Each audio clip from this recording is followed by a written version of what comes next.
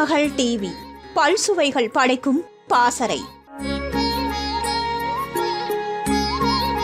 பராசக்தி வெளியானதும் நடிகர் திலகம் சிவாஜி தமிழ் சினிமா உலகில் முன்னணி நட்சத்திரம் ஆகிவிட்டார். அதன் பிறகு 3 படங்களும் நடித்துவிட்டார். 5வது படத்திற்காக சிவாஜியிடம் கதை சொல்ல வராங்க. நீங்க தான் ஹீரோன்னு சொல்றாங்க. கதையை கேட்டு முடிச்சா சிவாஜியோட ரோல் என்னன்னு கேட்டா டென்ஷன் ஆயிடும். படத்துல ஹீரோ ஒரு பெண் பித்தன், நல்ல விஷயங்களே இல்லாத ஒரு மனுஷனா ஹீரோ இருக்கிறார். கதையை கேட்டதும் சிவாஜி என்ன சொல்லி இருப்பாரு, நமக்கெல்லாம் முடியாதுன்னு தான் சொல்லி இருப்பார்னு நினைக்க தோணும். அவரோ ஓகேன்னு சொல்லிட்டாரு. முதல் படம் சமூக புரட்சி பண்ணி சிவாஜியை உச்சத்தில் கொண்டு போய் வைத்தது. ஆனால் இவரோ இந்த ரோலுக்கு ஓகேன்னு சொல்லிவிட்டாரே, அப்படி யாராவது சொல்வாங்களா? இங்க தான் அந்த விதியையே உடைத்தெறிந்தார் சிவாஜி.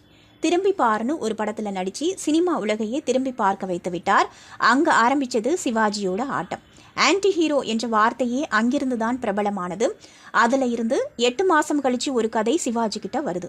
இந்த படத்தில் நீங்கள் நாட்டையே காட்டி கொடுக்குற ஒரு ரோல்னு சொல்கிறாங்க. ஆனால் உண்மையிலேயே சிவாஜி மிகுந்த தேசபக்தி உள்ளவர். ஆனாலும் அந்த கேரக்டரிலும் நடிக்க சம்மதித்தார். அதுதான் அந்த நாள் படம்.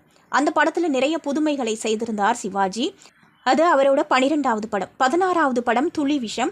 KR ராமசாமி தான் ஹீரோ, சிவாஜி ஆன்டி ஹீரோ.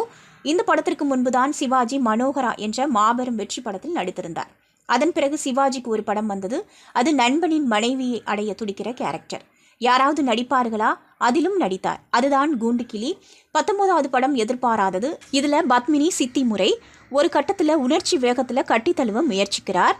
அதை பொறுத்துக்க முடியாத பத்மினி அவரை அடித்து நொறுக்கி விடுவார். அப்படிப்பட்ட வில்லங்கமான கதையிலும் துணிச்சலாக நடித்தார் சிவாஜி.